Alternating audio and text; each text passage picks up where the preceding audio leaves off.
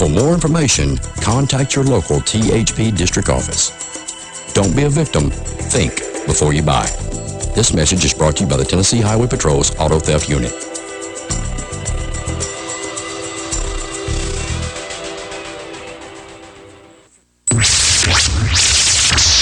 Since 1941, serving the public interest. WJZM Radio, Clarksville, Tennessee. The views and opinions expressed in this program do not necessarily represent the views and opinions of the staff, management, or sponsors of WJZM Radio. I caught a charge again. I'm calling Fletcher Long. They searched the car again. They couldn't find nothing wrong. I caught a charge again. I'm calling Fletcher Long. They searched the car again. They couldn't find nothing wrong. When they talk to my lawyer, get him on the phone. The bow tie killer, aka Fletcher Long. When it comes to the law, I know my rights and when they're wrong. When it comes to going to court, I tell my lawyer to poke on. Cause me and the judges, we don't get along. They always try to hit me with 1129. You're getting the long version, and that's going to seem like a rather peculiar intro for the person that we have on today. But, you know, we don't have the Randy Fincham country long version theme song potted up yet because Randy's been up at the Songwriters Convention or whatever they're doing up there in Gatlinburg, and so he hadn't been able to get in the studio yet. We did play the acoustic version. But anyway, today we have an Oklahoman.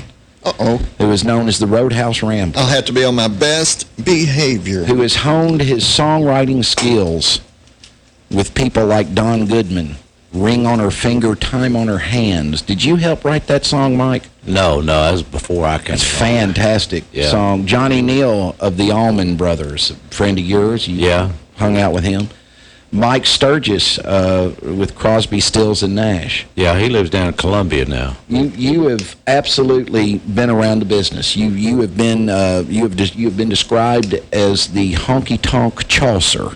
I don't want to bring him down, but I appreciate that. You have described your own style as roadhouse blues and country roots rock, which is you are the traditional. Though we've had some acts on that are more of the pop country that you hear today, but you're more you consider yourself first to be a lyricist. That the story, you were once quoted as saying, the story and how it is told are very important to me. Some songs come at you quickly, but most take time. There's still a lot of polishing to do even after the lightning strikes. Yeah, that's true. Been around a long time, and you've done a lot of interesting things. And you worked for 32 years in the telephone industry, I believe it was. Yeah, worked for the Bell System. And retired and came to Nashville. But it was always kind of your dream, wasn't it, to do what you're doing now? Yeah, I was working for the Bell System in Oklahoma and transferred in '88 down to Atlanta just because I'd be 5 hours closer to Nashville. Yeah. I knew Nashville was the mecca, so to speak, but got down there, got in with Lowry Group out of Atlanta, so that helped out a lot. I made some good contacts there, and then finally came up to Nashville and jumped in the pool with all these great writers down there. You were in a band in Atlanta called Lone Walter. Yeah. Did you enjoy that? I did. Did you miss those guys? You ever miss those guys? Well, yeah, I do miss them because they were friends of mine, but I miss the, like, bowling night, so to speak. Every Thursday night we got together and practiced. So that was our bowling night, and that's how we got to be a pretty good little band that way. Well, one thing about you that is so traditionally country, in my mind, is, you know, you've spent some time in bars. I once described Sammy Hagar, who Randy Fincham has been on this show, and Randy wrote the song I Can't Wait to Waste a Little Time, which I've always loved of Sammy Hagar. It's not Sammy Hagar. Sammy, what am I thinking here? No, that's Van Halen, or at one time. Oops. Now he's a Give me that guy's name again. I'm blanking, John. Kershaw. Kershaw, thank you. Oh, yeah. Sammy Kershaw had a wonderful cut of that song and had a big hit with it, and I've always thought that Jimmy Buffett should have probably have sung it. It would have seemed to be fitting for him. But anyway, Randy was we were talking when he was on air about the fact that you wouldn't have wanted to get in a fight with some of these country artists. I mean, I remember Kershaw, when I met him in person, had hands the thickness of a Clifty Farms ham. Yeah. And he looked like he'd been in a bar. You're that cat, aren't you? You've been in a bar. I've been in a few. Spent a lot of times in a honky tonk. You've sung your share of Tears and Beer tunes. Yeah, I got several of those. You used to perform at the Sutler. Yeah, when Johnny Potts owned it down there in the old days. I remember the Sutler. I used to eat there. I used to have lunch at the Sutler with a guy named George Duzane, with whom I practiced law in Nashville at one time, and they had some sort of a hot burrito-ish kind of a dish that literally you felt the rest of the day. It was as hot coming out as it was going down. Fire in the hole. But you also did something I thought pretty interesting called Barstool Monologues. Yeah, that's where I got the idea for that, sitting in the Sutler. The studio I used, Johnny's house, Johnny Neal, he was just up around the corner from there. With the Allman Brothers. Yeah, right? Johnny Neal that was with the Allman Brothers. His studio was just right up the street.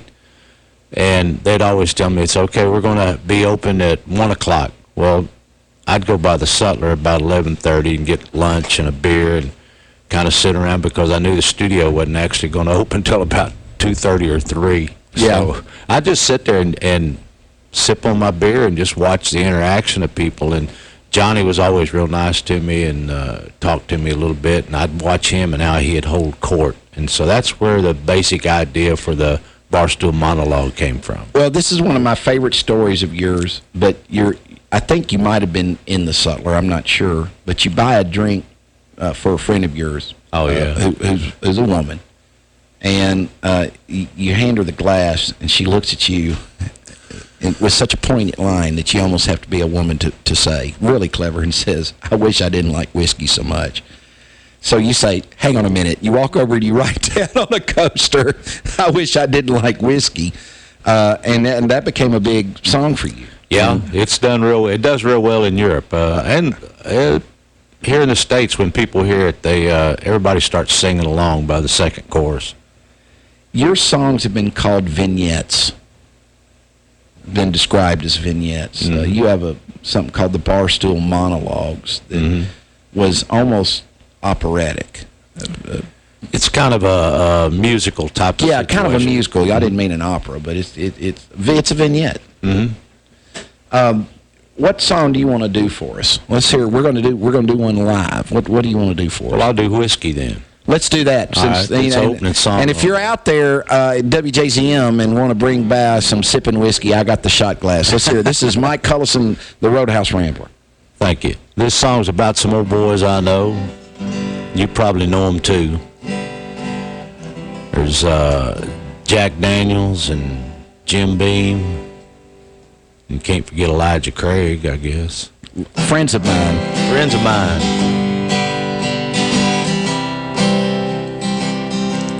When I go out to have a good time, I find them standing all in line, inviting me out on thin ice. Once again, oh, I didn't think twice.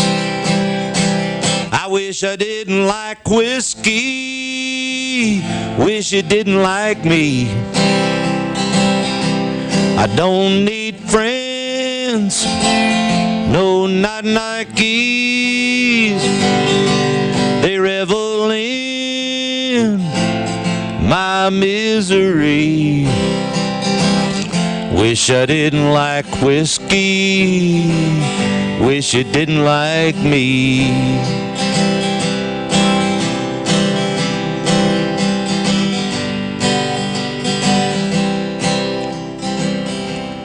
Where did I meet 'em? How long's it been? I just can't turn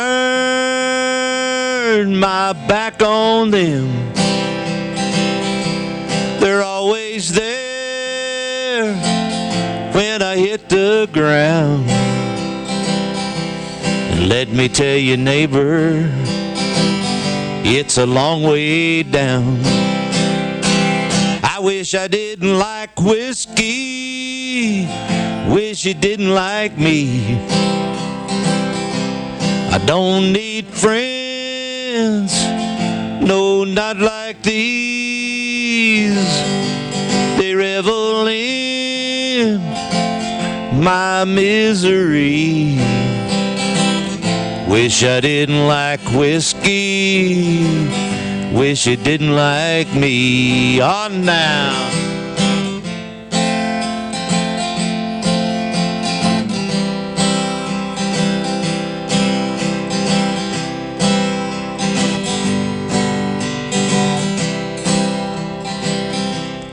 Maybe someday I'll find an old bar stool where they won't know I played the fool.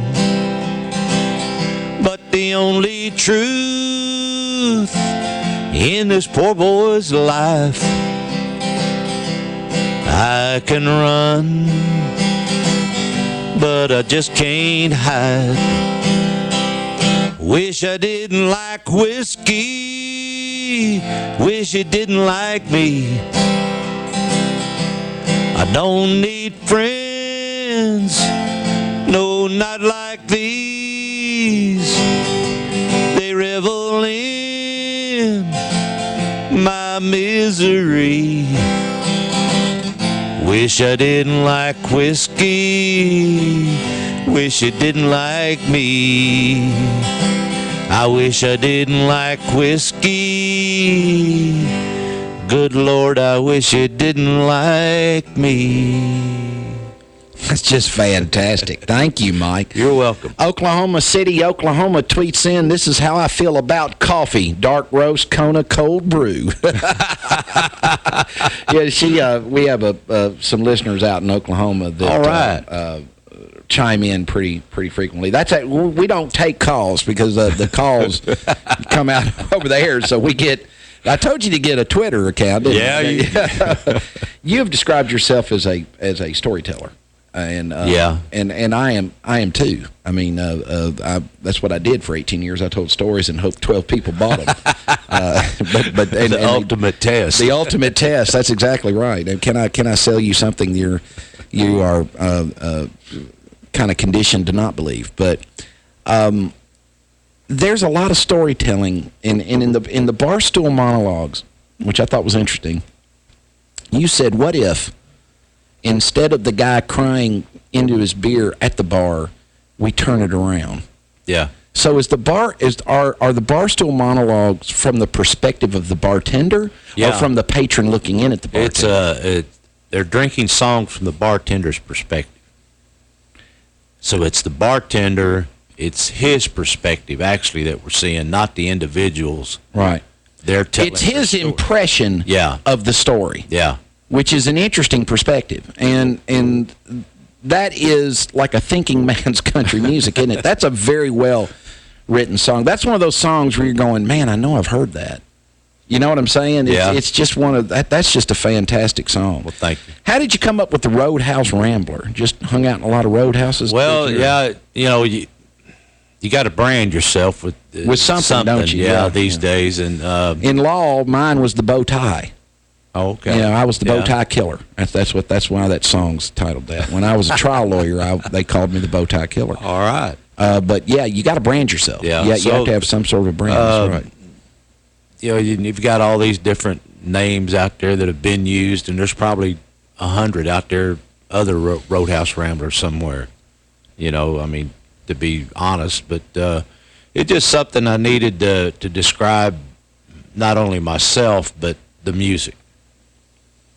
This is what you'd probably hear if you went into a honky-tonk or roadhouse out in Oklahoma or Texas. I want to give you my impression of country music. You know, I'm a native Kentuckian, and grew up in an area where I had a guy named Johnny Eubanks from Benton County, and Johnny had been a nurse anesthetist, but he did something else. Like he had an act too, just like I have an act too. But he looked at me when I was a young man, and I called him Uncle Johnny. You know, in the country, we got lots of uncles that are of no consanguinity with us whatsoever. Yeah. And he looked at me and he said, "You're going to love country music one day." And I said, "Oh, Uncle Johnny, that's ridiculous." You know, I was like 13. What in the hell did I know? But anyway, I said, "I'm not going to like." And he said, "Well, I bet you $20. So he's sitting in this bar. You talk about a honky tonk. I don't know if you ever went to the Gold Post in Camden, but this place really qualified. I remember I'm in there dancing one night, and this gal from Camden came up from the floor and grabbed me by everything I knew to me comprise my manhood and said, "Boys don't dance like you in Camden." And I had a feeling that I was being called on for a performance, whether I was willing or not, is the way it kind of felt. But anyway, you know, this was a dive, the goalpost, and I go in there. I'm about 23 years old, and Johnny Eubanks is sitting up at the bar sipping whiskey, just like this song. And I lean over his shoulder and slip a $20 bill in his front breast pocket and told him I loved him. and he was right. But here's why. This is what country music has always meant, all right? Country music is the working man's life story, isn't it? Yeah. It's real. It's sung by people that are real, that are your average Joe. Sammy Kershaw could have driven an over-the-road rig as fast as he could play guitar. I mean, when you got right down to it, he was a blue-collar, tough, honest, decent guy. He might have had some marital problems. We're not judging a man for that, but I mean, he might have few. Yeah, okay, you know, he had a few. Let's not judge not lest you be judged. Look at today's theological moment. Don't judge. A lot of country songs about marital problems. Yes, a lot of country, but it is real. It's Americana. Yeah. Isn't it? Well, to me, country music is adult music. Right. It talks about adult themes. Themes, yeah. Where pop music talks about more tamer. It's still heartbroken and still. I think pop music's about being a kid. Yeah. I really think it's about being a teenager. Really. Because, I mean, I never did discuss adultery or cheating or murder or anything like that when I was a teenager. Hey, because until you got the ring, there ain't no adultery. Yeah. You know what I'm saying? So, you know, so-and-so's going with so-and-so. That doesn't count. It just, country music's adult-themed topics, and that's the way it ought to be addressed. Is the genre losing something, you think? Well, and does it need to rediscover what made it what it was at its height?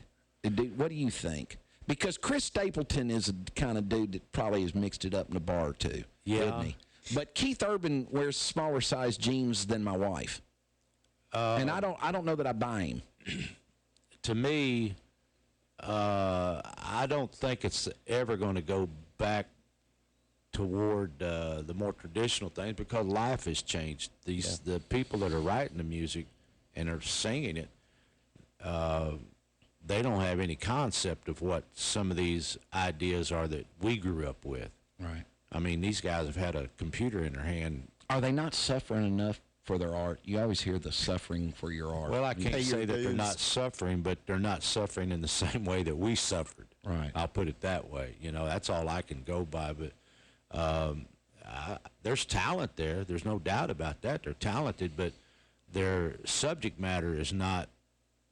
And I'll put it this way. Instead of reading East of Eden and The Grapes of Wrath, they're watching it.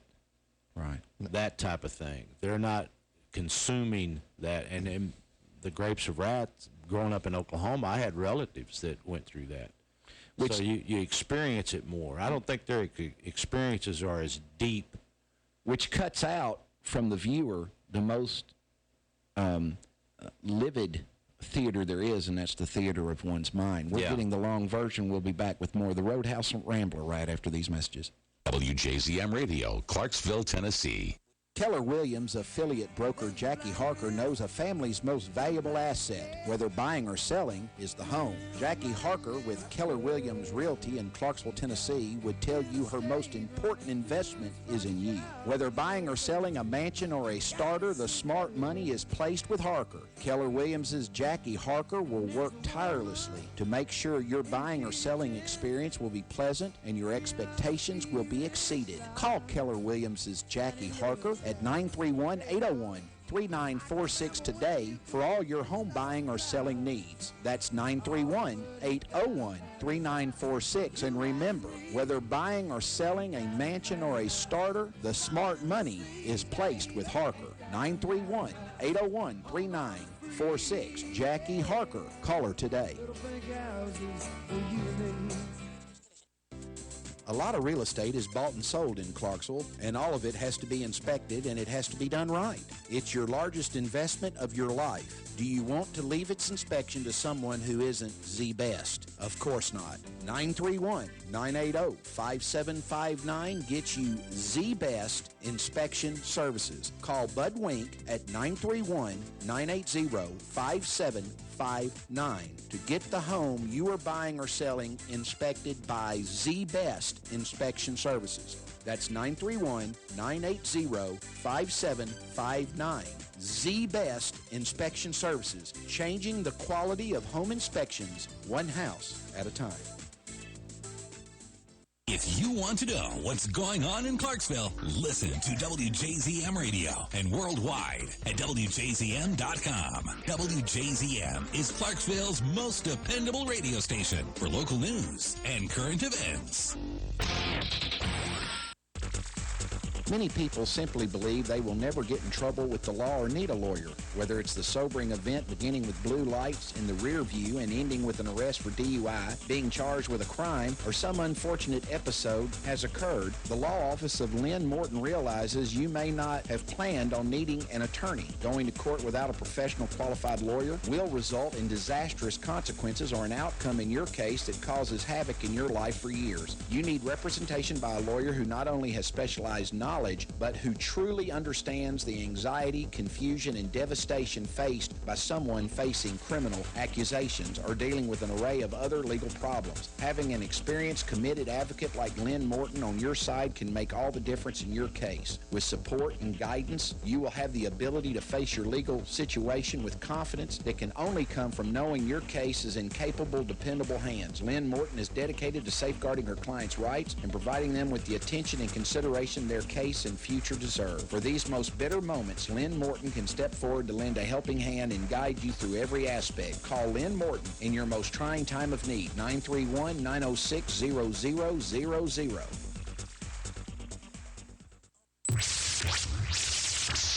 Since 1941, serving the public interest. WJZM Radio, Clarksville, Tennessee.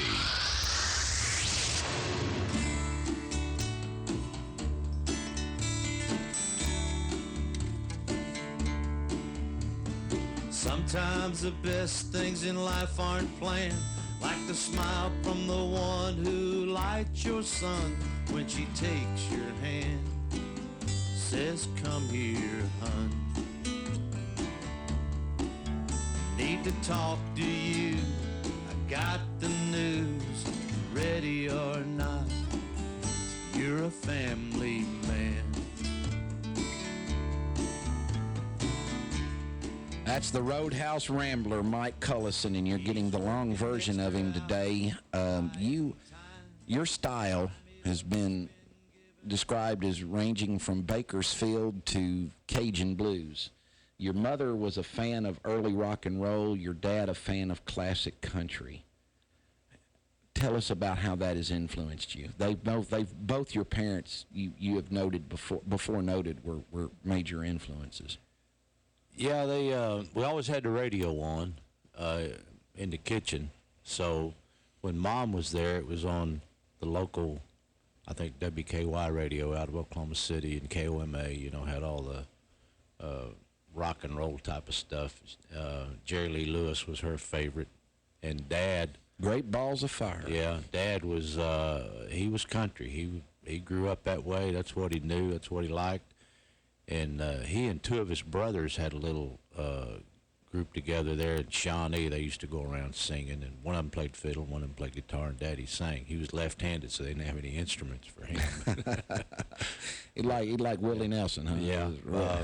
Mom, she liked country, but she liked the rock and roll stuff. So that's where we got both ends of it from there. Was your mom a little bit more free-spirited? Because, you know, the knock on the early rock and roll was that it was kid music. It was the kids. And there were, the kids really went for it, the adults not so much.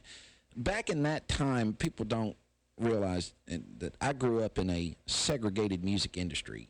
You know, the country music had a chart, the pop music had a chart.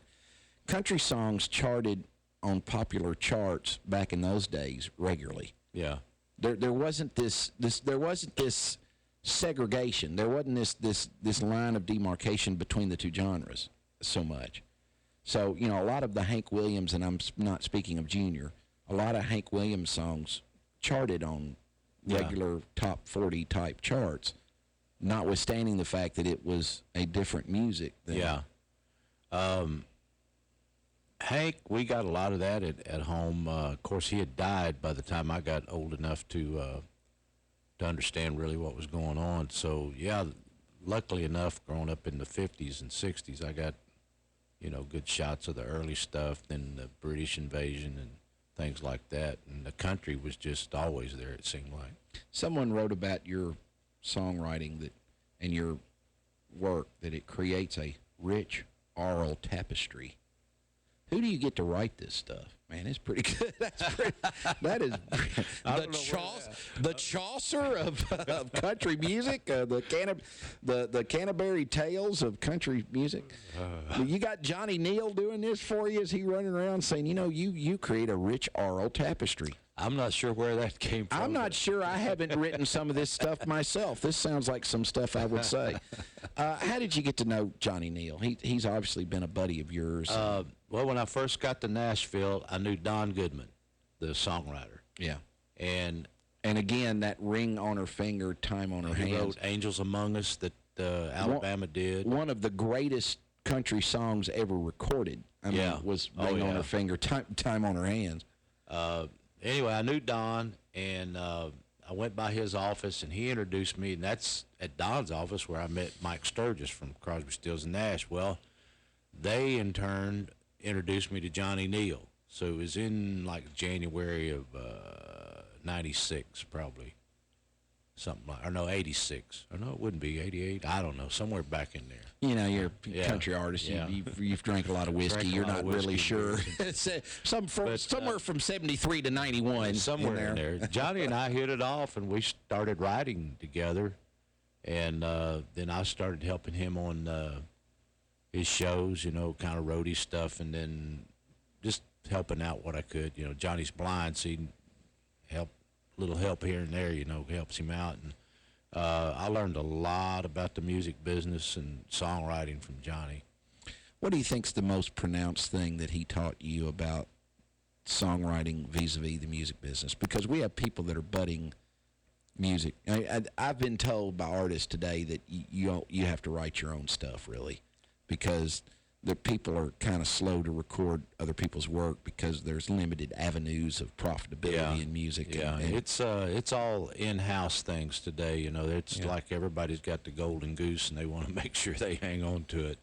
But Johnny, I guess the biggest thing he taught me or told me early on was just stay true to yourself. Because when you get into the publishing houses, if you go that route, they're going to want to, we got to write a song for Keith Urban today, or we got to write a song for so-and-so today.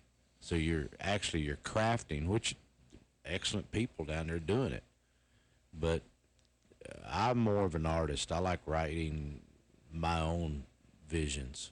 Have you ever written a song and you thought, man, I want so-and-so to cut it? Because Fincham told me that when he wrote I Can't Wait to Waste a Little Time, that he actually offered it to Buffett before he took it to Sammy Kershaw. Really? And that Buffett had turned it down. And he told me this, I swear we did not collude. I mean, when I said, it sounded like a Jimmy Buffett song. He played it on air, sang it on air. I said, that sounds like a Jimmy Buffett song. He said, yeah, that's interesting. Jimmy Buffett turned it down, and Sammy Kershaw cut it instead. Yeah. Have you ever written a song and thought, man, this song is really for blank? I think early on, when I first got to Nashville, that's probably a norm for most writers. You write something, you go, oh, so-and-so can cut this or so-and-so can cut that, but I don't really think about it anymore. I just... Is that, initially, did you go and say, listen, I've written this song and this is who needs to go? Who is the biggest act that you've penned a song for that they ended up cutting? Johnny Neal. Johnny Neal? Yeah. Well, the Allman Brothers, I don't know you get any bigger than that, do you? I mean, Well, really. he's right up there next to him. I've met a lot of prominent people through Johnny over the years. Isn't there a respect among artists, regardless of where they are in their in their fame? Isn't there an appreciation that you all kind of have some awareness of what the avenues people have to travel to get where you're intending to go? Yeah, because you know how steep the hills are, you know how whether you're going up or down, and a lot of it is just perseverance. Yeah. Just keep plugging. I'll give you a for instance. When I was a lawyer, there were lawyers who were financially successful that were not lawyers. Now, they were good businessmen, but now there was a respect among trial lawyers back in the day for the people who really could practice the craft and could do it well. Wordsmiths. We had an appreciation for wordsmiths. Some of the finest trial lawyers I ever knew were flat broke. Dale Quillen just died. Dale Quillen from Nashville was one of the finest criminal defense lawyers to ever grace the bar of Tennessee, and he worked straight into the hole. But that doesn't take away from the fact that he was a fabulous lawyer. Music's kind of the same way I've noticed. I put together a concert in Springfield one time, and Whispering Bill Anderson was played, and Lori Morgan headlined it, and Charlie Sizemore Band opened, and Jim Ed Brown and sang, but what I noticed in the green room, because I was one of the producers of the concert, or whatever you call it, grip, I don't know what I was, but I was in the green room. One thing I noticed about the people in the green room was this kind of mutual respect and admiration, notwithstanding the fact that not all of them were of the same degree of fame. They still could appreciate that this is an artist, and this artist is good at the craft. Yeah, it's a lot of it. There's not, like I say, for instance, Nashville, there's talent everywhere. Right.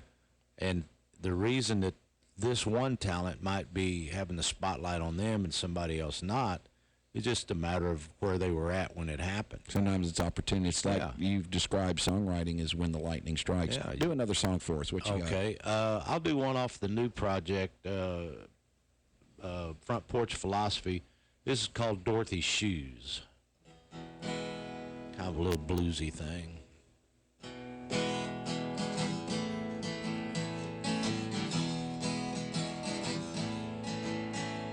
You tell me that you're leaving without one damn good reason.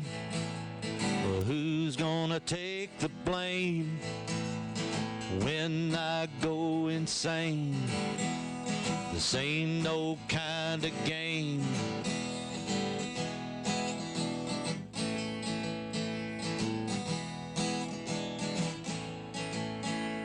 You say there's no one else, just need to find yourself.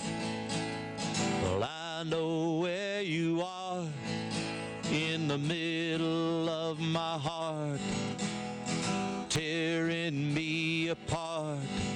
Well, I gave you all I had and so much more,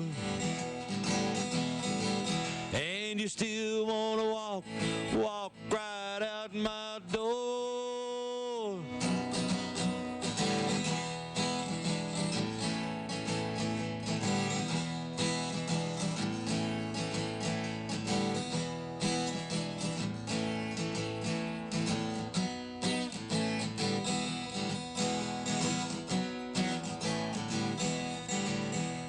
So what are you gonna do? You ain't wearing Dorothy's shoes. You can't just click your heels, lose the way we feel. You know our love is real. Well, I gave you all I had and so much more, and you still wanna walk right out my door. Don't go, I need you.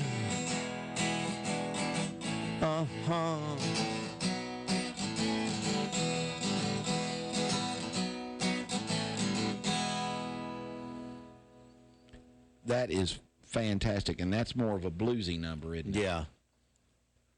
That is fantastic.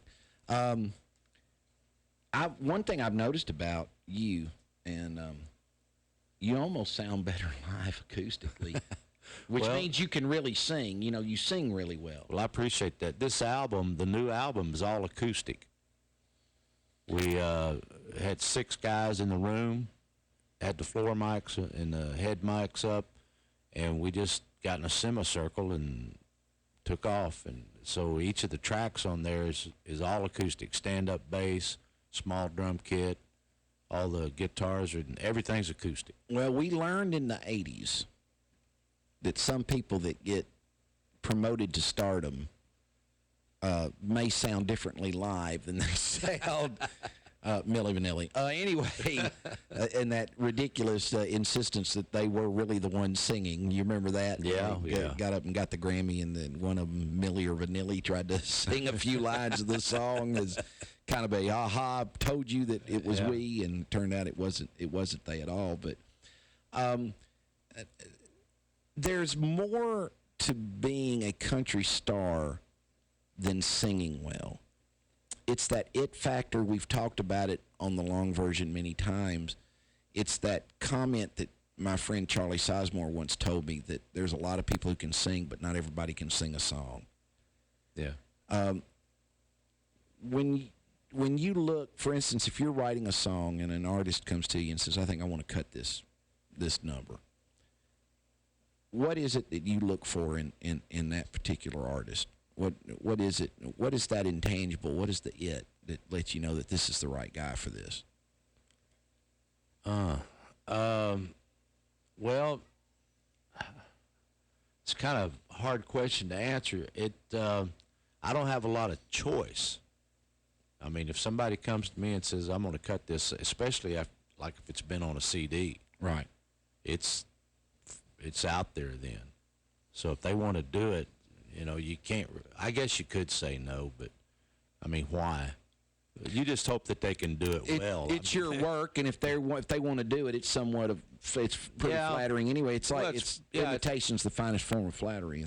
I had a young man do one of the songs that I had on an album, and I was surprised that he chose that particular song that he did, because I expected him he would choose a more country type of song, but he picked one of the more up-tempo rock and roll songs. I thought, well, all right. I said, go for it. Do the best you can. Make me proud. I mean, that's basically the way I look at it. Because I do look at that. If they want to do one of my songs, I'm proud. Thank you very much. I appreciate that you think that much of the song, and I just hope that when they do it, they'll do it justice. Well, you said something to me off air that I think harkens back to your days. You play a lot of venues as an artist. Sometimes you've got a large venue, and sometimes you've got 3 people sitting around drinking in a shot glass. I mean, the Sutler particularly could be like that from time to time. But I told you when you came on this morning, I said, I'm not sure how big my audience is. I've got some kind of esoteric belief that it's a big audience based on some. But we're in an unrated market. I mean, Clarksville's an unrated market, and at the end of the day, there's no way for me to pull out some rating and go here. I mean, I can show you some numbers off my individual website, but I mean, there's really no way to know.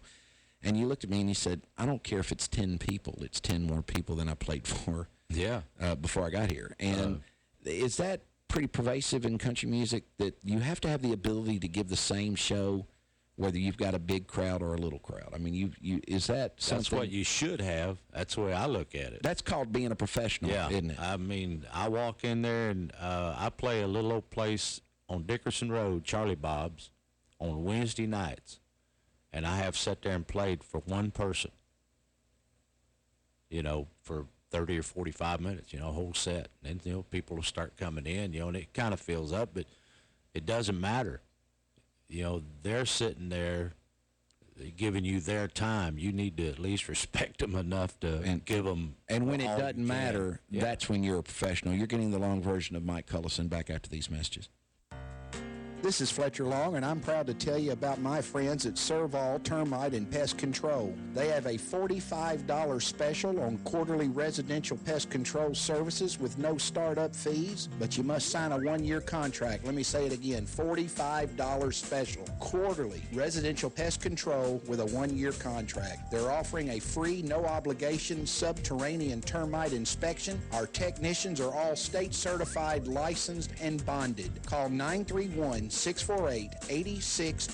That's 931-648-8620. Serval Termite and Pest Control.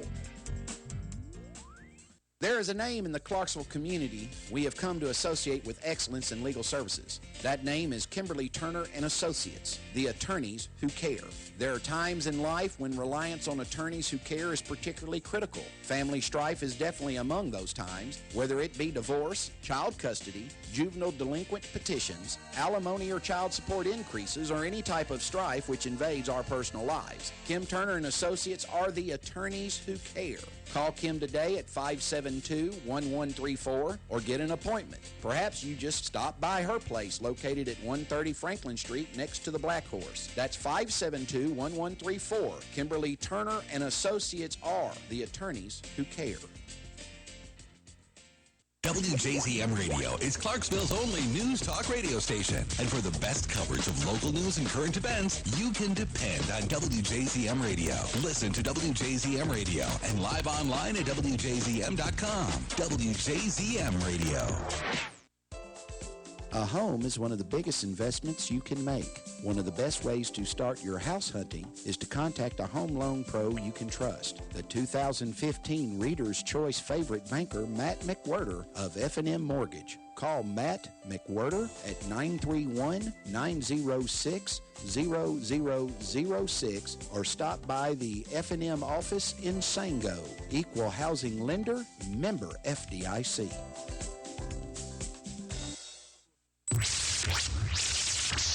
Since 1941, serving the public interest. WJZM Radio, Clarksville, Tennessee.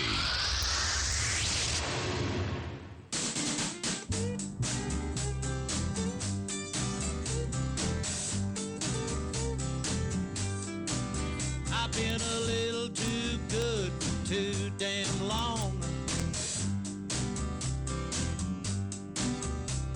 I need to make a turn and it needs to be wrong.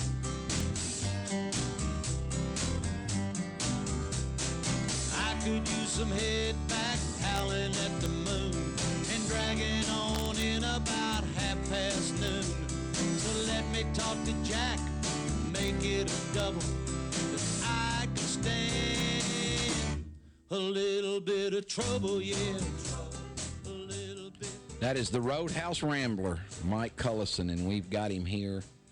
And that is that song's sentiment really speaks to people so many times, and this is really a lot of why people go to bars. This is a lot of why they drink a little too much Jack and get in a little trouble. We have so many strictures in our lives, so many things required of us, that people do have that moment, particularly adults, when they want to go out that night and be irresponsible. They want to go out that night just to get back in touch with their own almost humanity. Yeah. A lot of country songs with that theme.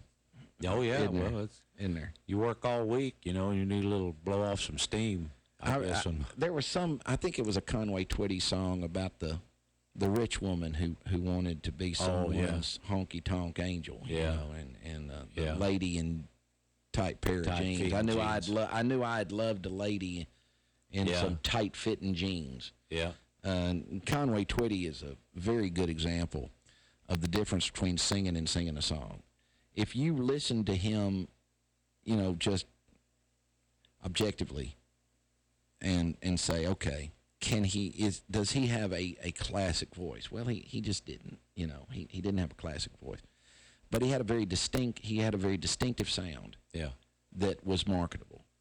And, your career took a long time I think that your first release party for your first album was in 2004, Big American Car. Yeah. And it coincided with your retirement from the Bell Company after 32 years. And, Willie Nelson, too, had that same odyssey, if you will. Yeah. Sort of rambling around. He was a fabulous songwriter, of course. Oh, yeah. And, but it took him a long time as a performer. I don't think that he gained a great deal of commercial success as a performer till he was in his early 40s or so. Yeah, I was going to say probably in his 40s. Yeah. So there's still plenty of time, isn't there? There's always time. There's always time. As long as you're above ground instead of pushing up daisies, you're vertical and breathing, buddy. That's what it's all about. Do you feel that as a performer that politics and religion are just too polarizing to ever make much comment, or are you one of these artists that make political religious commentary? No. I mean, look what it did to the Dixie Chicks. Well, it's just not the venue to do that. If you're there to perform songs and do music, that's what you need to do, to me. If they want to talk politics or religion or any other controversial subject, then you need to do that somewhere other than on the stage.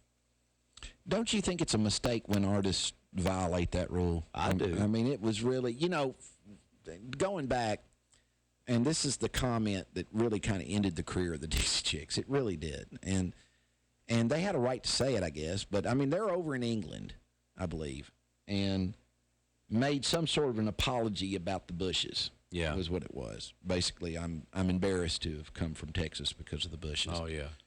And, as a Tennessean, there's various and sundry reasons to be embarrassed to hell from Texas. I mean, it doesn't have to be the Bushes. I mean, there's other reasons that we Be careful, my wife's from Texas. Oh, I know.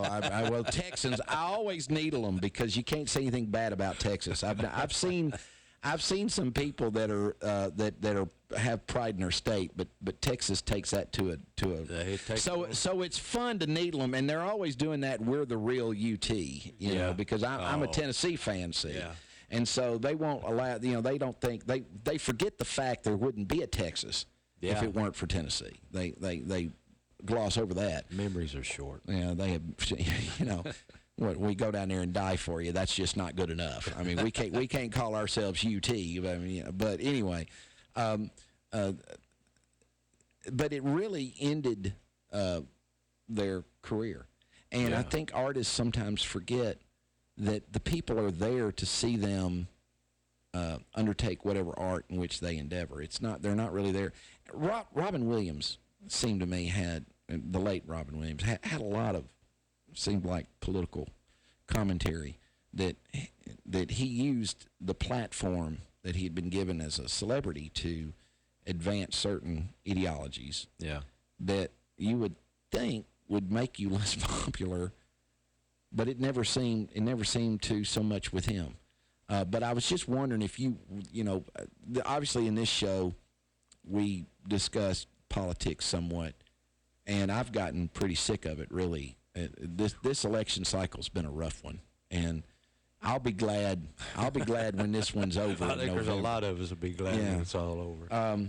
But do you feel like those are topics that you keep pretty much personal between your wife and you, maybe, and close friends? Yeah. I mean, I've got friends of mine in Nashville. It's a very liberal type of city, with all the artists and the universities and things like that.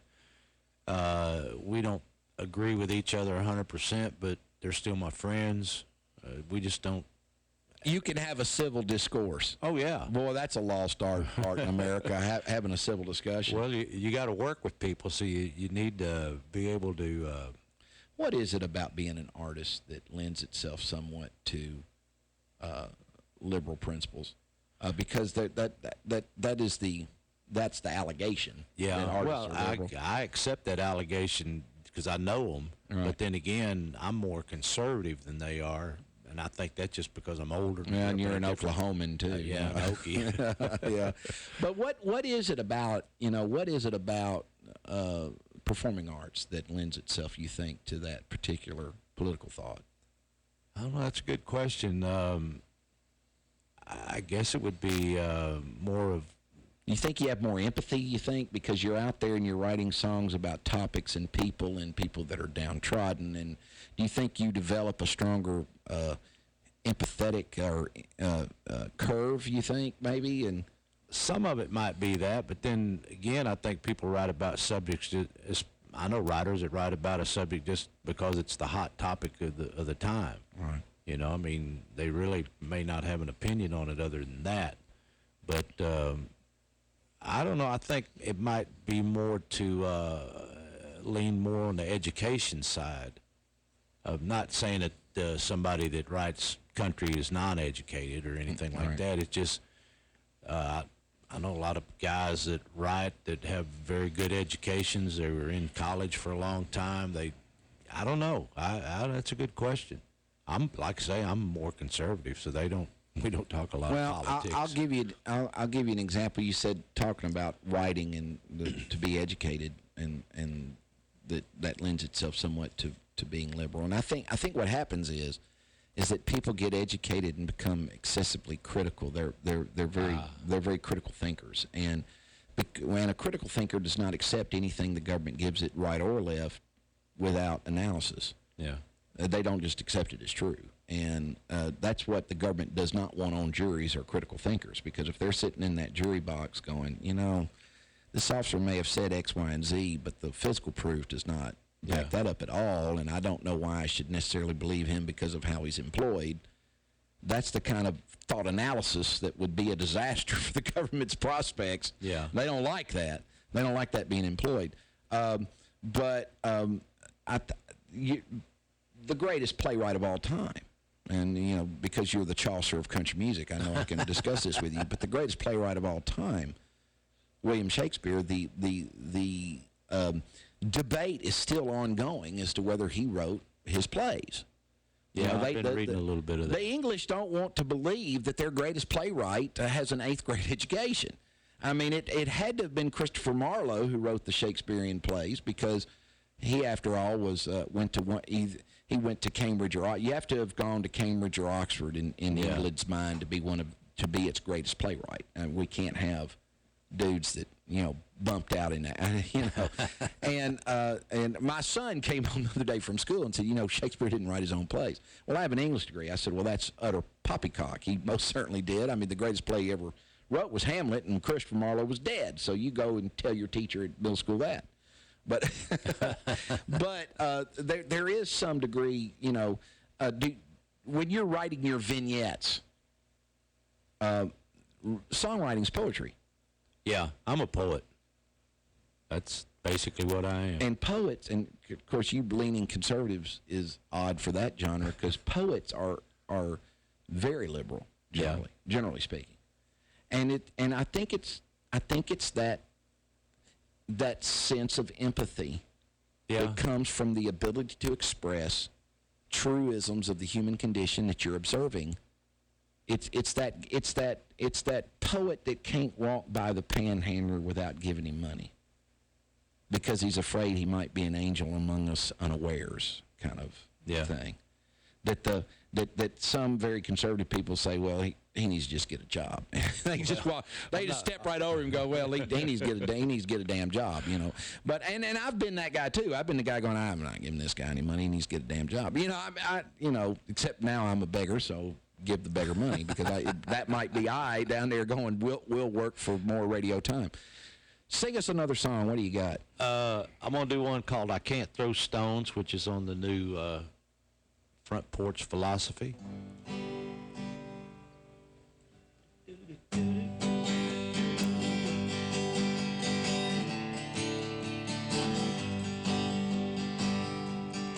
She was a woman, one in a million, and I let her get away.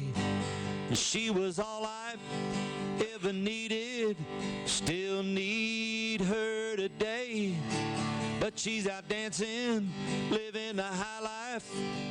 I feel like being blue. It's a hard road, but I gotta face the truth. Now I sit here in the darkness, worry myself to death that she's out doing all that I did, things I can't forget. It's gonna cost me something dearly. I think it's gonna be my heart. How do I beg her to stop? Because I've been there and I've done that while I left her all alone. And now it's my turn and it hurts bad, but I can't throw stones. No, I can't throw stones.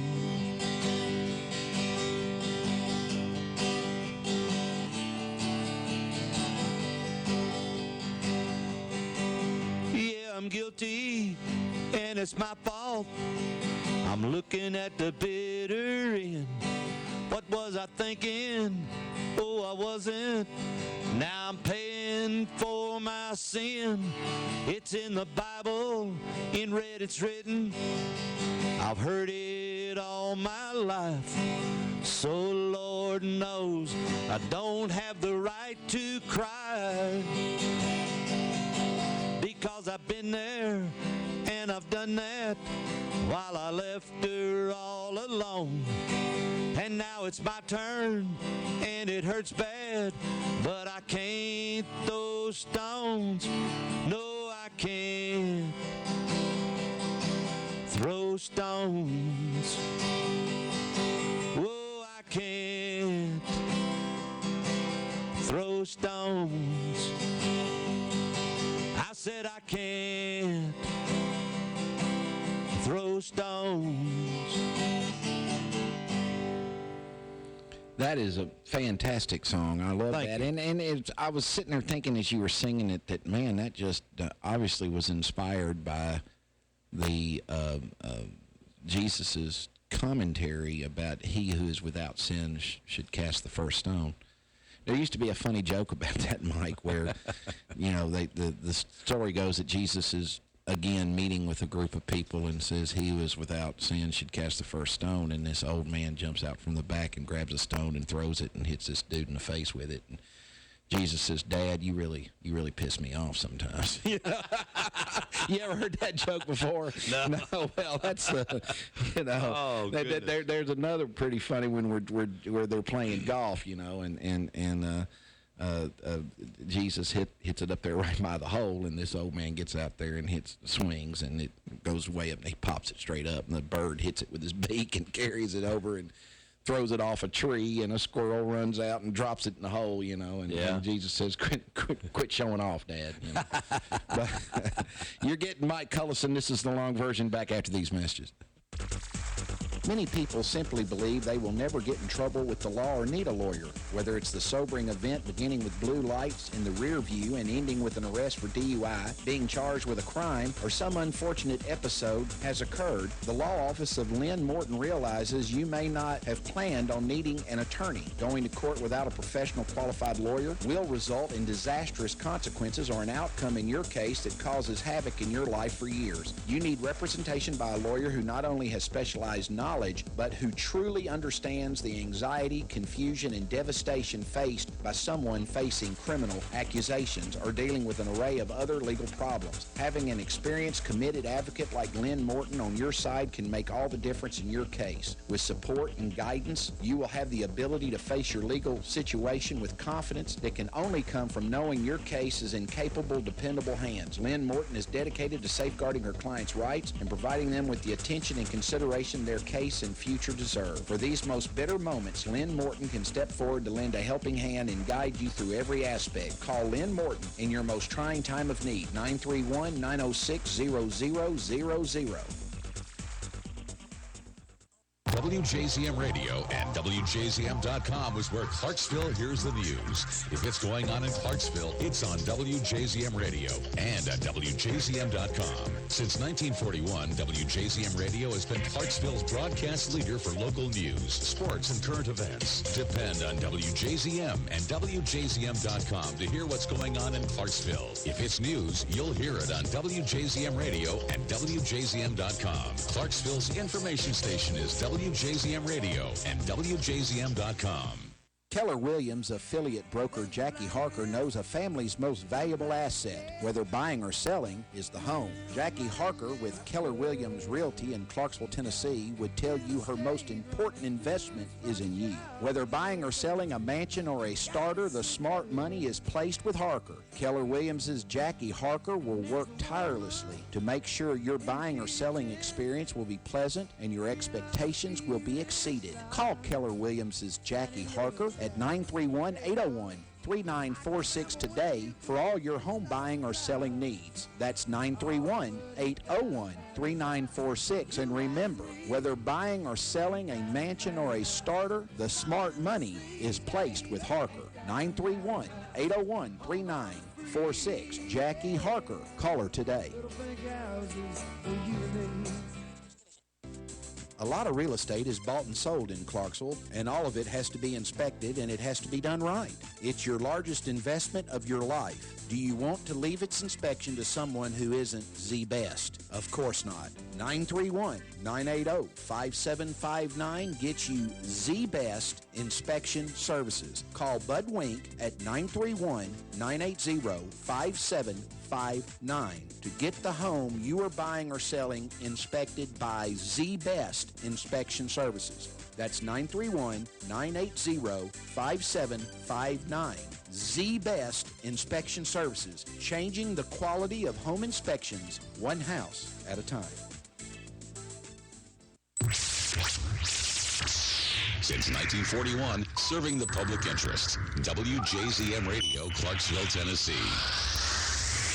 Hey, this is Brian Reeves with the Governor Sports Network. Now back to my favorite pulling right guard into the defense of injustice, Fletcher Long. You're listening to the long version.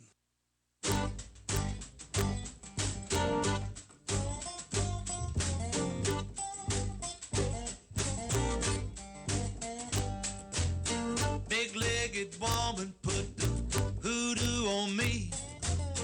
I want to leave her, but I'll never be free. She tough as nails, all she pretty as sin. That woman got me in the shape that I'm in. Big-legged woman, won't you let me be? We have listeners in Chicago, Illinois that would tell you that is a very misogynistic song. Mike, I've got a... would you be speaking about sex? Sex Revolution. Revolution. Revolution, whatever it was. Yeah. We have listeners all over the country, which is, and they converse with us. Well, one day, we had a guy on that was the host of the Conservative Law and Politics show from over on Super Talk, 99.7 at the time. I think he's moved over to iHeartMedia. And we had played a song from a friend of mine that I've known since he was 9 years old. And his comment was, how come I'm never on when you have these cute songstresses? Well, I mean, you can imagine. I mean, you can imagine how well that went over with someone with the Twitter handle Sex Evolution. But I will say, to her credit, and she lives in Chicago, but to her credit, I thought that her comment was very fair. And her comment was that, you guys, why can't a country music artist who's female just be talented? Why is it that it seems like that your first reference is always to her outward appearance? And I've really tried to watch my dialogue. But I'll tell you this, Mike, the artists that come on here that obviously part of their marketing is to be hot, like Karen Waldrop, who's really, really hot, I'm not going to apologize for making note of that. Now, I'm going to say this, Mike, and I mean this tenderly. That's not part of your marketing scheme, is it? Not quite. I mean, you and I look exactly like we're in the proper venue for the two of us. Yeah. I'm almost sorry we Ustream it. But anyway, that I've been trying to hide if I called you a cute songstress, that would not be apropos. I'm leaving.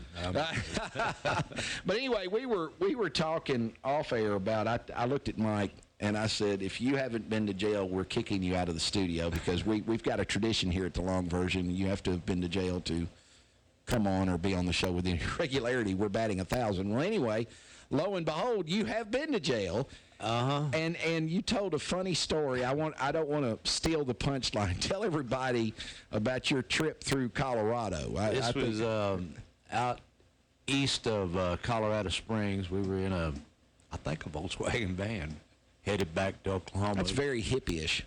Well, probably why we got stopped in this little one-horse town. They said there's some marijuana in that van somewhere. They knew there was, but there wasn't. And anyway, he said, well, I'm going to put you in jail overnight till we run the tags and check everybody out. And he just being a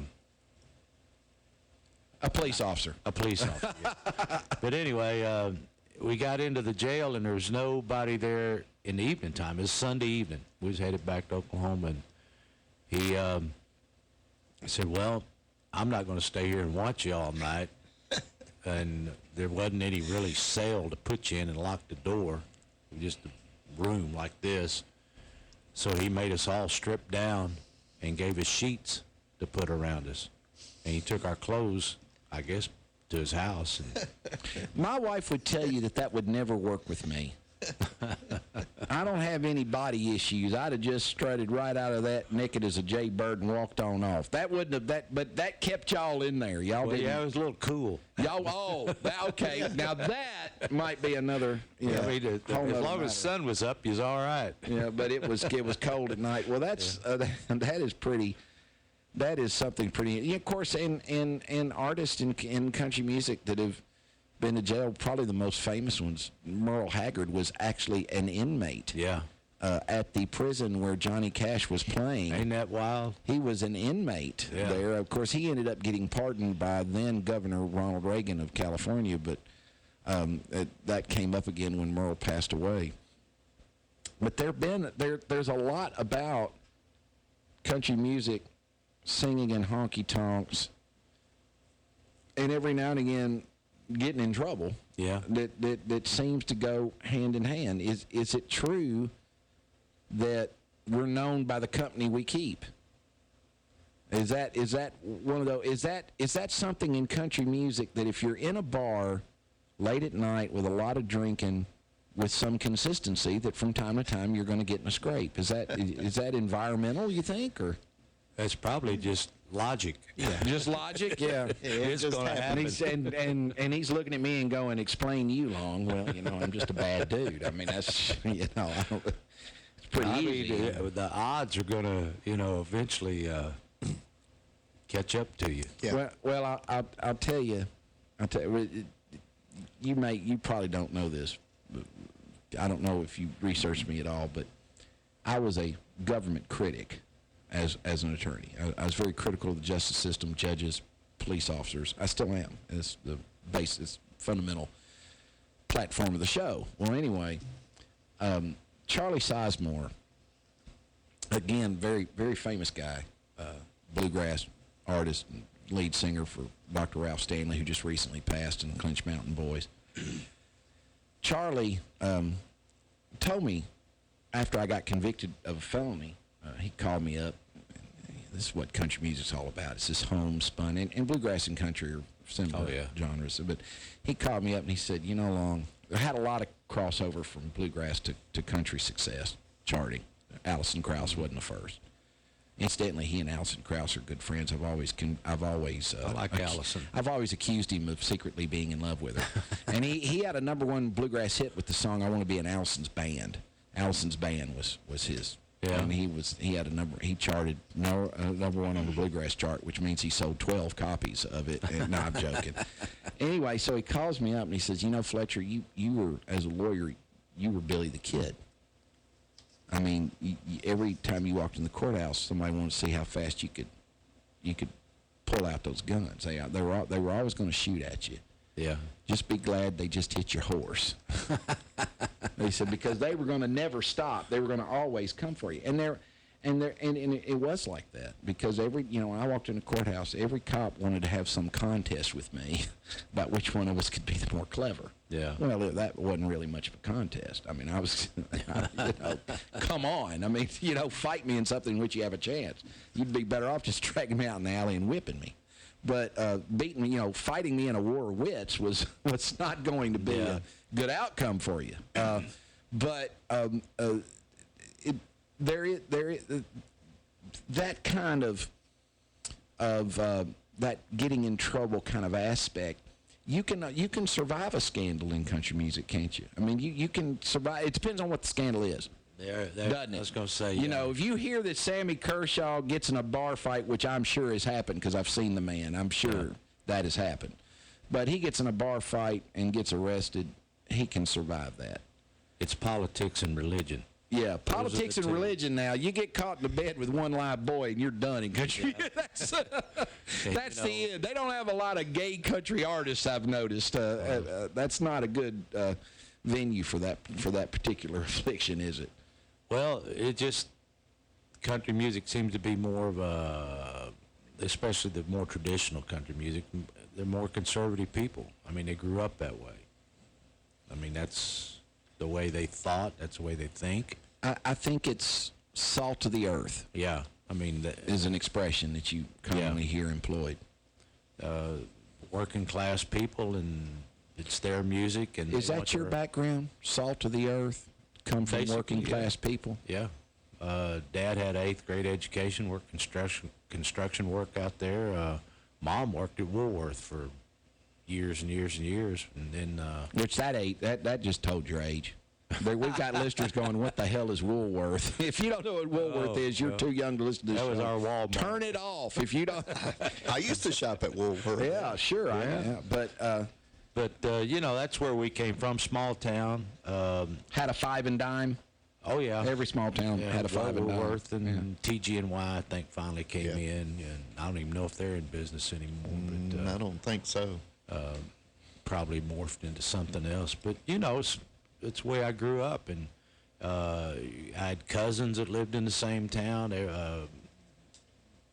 went to one grade school. Wasn't bussed all over town or nothing like that. You went to the school closest to you. You probably didn't have much interaction with black people.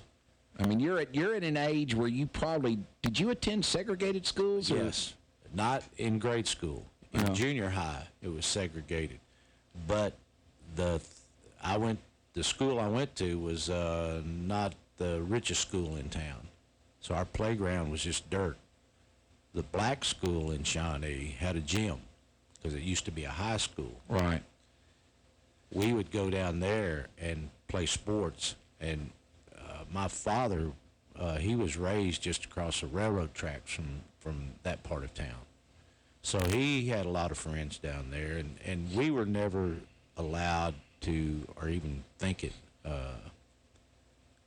to bring up black bias, racism, anything like that. My parents. They were very forward-thinking then. They were. They were. Well, I mean, Dad grew up poor, so a lot of the black community was friends of his. So he identified. Yeah. I went to a school in the early 70s called Atkins Porter, and in Paris, Tennessee. And Atkins Porter had been a black high school that they had turned into an elementary school post-segregation. and its playground was asphalt. And you can imagine, and it did not stop us from playing, from sliding into second or anything else. I mean, and we'd come home torn all to pieces, and tough-skinned jeans were developed for kids like us. Sing us another song. What do you got? All right. This song's about all the temptations that a person faces in this world. It's called The Devil Sitting Next to Me.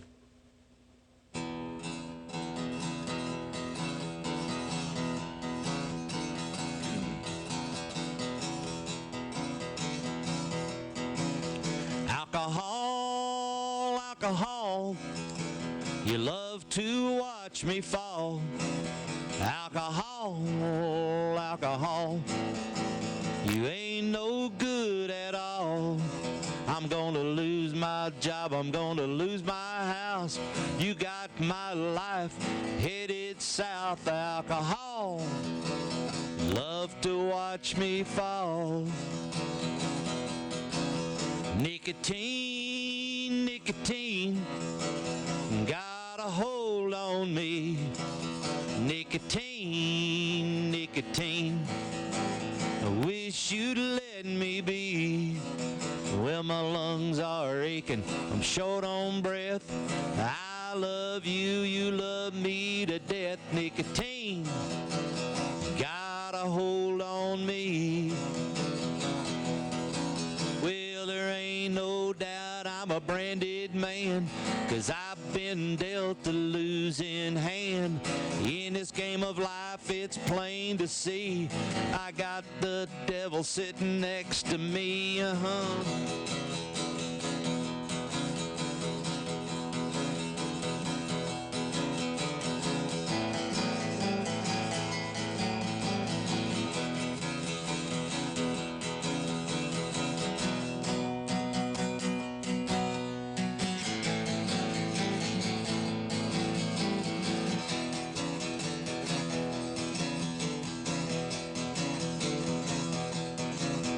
Jezebel, Jezebel, got me in your spell. Jezebel, Jezebel, you know me all too well. Tempting me with your baby cakes, you know I'm weak, I will break. A Jezebel, you got me in your spell. Well, there ain't no doubt I'm a branded man, 'cause I've been dealt a losing hand. In this game of life, it's plain to see I got the devil sitting next to me.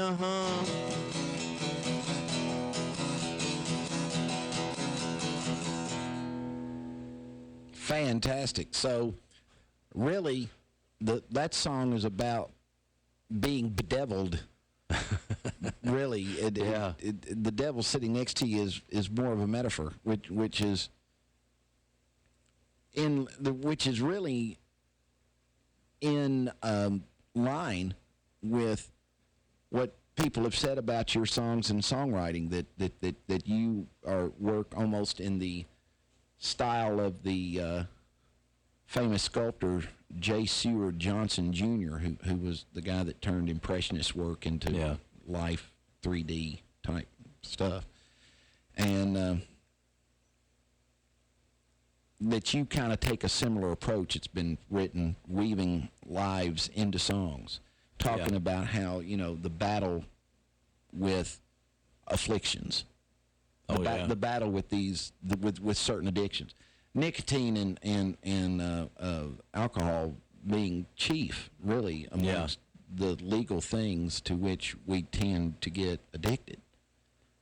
Isn't it interesting? Have you ever thought it was pretty interesting what the government determines that they should criminalize versus what they determine should not be criminalized? Isn't that an interesting... I think it's who's got their hand in what till is decided haven't you become even more possessed of that position the older you get? Oh, yeah. I mean, you as you get older, you realize that Well, they've been lying to me all this time. They've lied to me every second of every day. Yeah. That is the Long and Cullison version. We'll be back after these messages. There is a name in the Clarksville community we have come to associate with excellence in legal services. That name is Kimberly Turner and Associates, the attorneys who care. There are times in life when reliance on attorneys who care is particularly critical. Family strife is definitely among those times, whether it be divorce, child custody, juvenile delinquent petitions, alimony or child support increases, or any type of strife which invades our personal lives. Kim Turner and Associates are the attorneys who care. Call Kim today at 572-1134 or get an appointment. Perhaps you just stop by her place located at 130 Franklin Street next to the Black Horse. That's 572-1134. Kimberly Turner and Associates are the attorneys who care. When Clarksville wants to hear what's going on, we have a wonderful military intelligence organization. We do not need in this country is 435 members of the House saying this is my plan, or 100 members of the Senate saying this is my plan. We need the President of the United States to turn to his command team and say, give me your best advice. You are on the ground. You have your troop leaders that are on the ground. Tell me what you think we need to do. And then he needs to follow that advice. they hear it on WJZM Radio. A home is one of the biggest investments you can make. One of the best ways to start your house hunting is to contact a home loan pro you can trust. The 2015 Reader's Choice favorite banker, Matt McWhirter of F&M Mortgage. Call Matt McWhirter at 931-906-0006 or stop by the F&M office in Sango. Equal housing lender, member FDIC. This is Fletcher Long, and I'm proud to tell you about my friends at Serval Termite and Pest Control. They have a $45 special on quarterly residential pest control services with no startup fees, but you must sign a one-year contract. Let me say it again, $45 special. Quarterly residential pest control with a one-year contract. They're offering a free, no-obligation subterranean termite inspection. Our technicians are all state-certified, licensed, and bonded. Call 931-648-8620.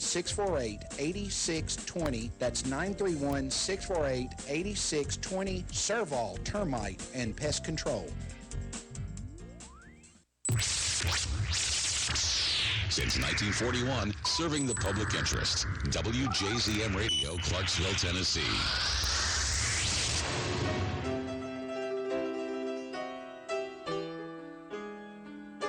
This song is about some old boys I know.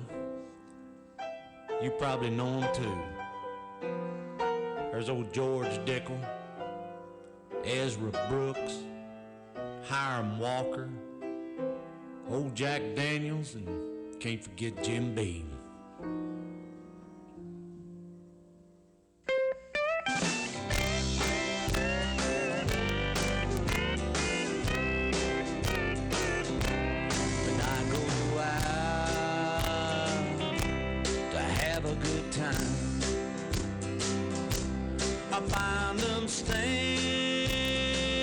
Standing all in line, inviting me out on thin ice.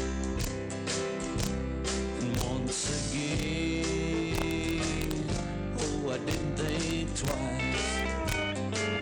I wish I didn't like whiskey.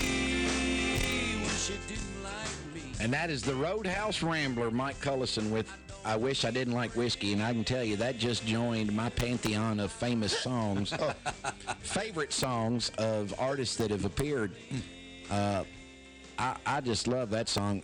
Now, Karen Walter song, she had a song that was the #1 video on CMT. It was Trashy Crash the Party. It was a good song, but I don't think I like that one. She's got a song I like better than that one, even though that one was probably the most commercial success that she's had to date. And Jen Stokes' song Home, I love that song.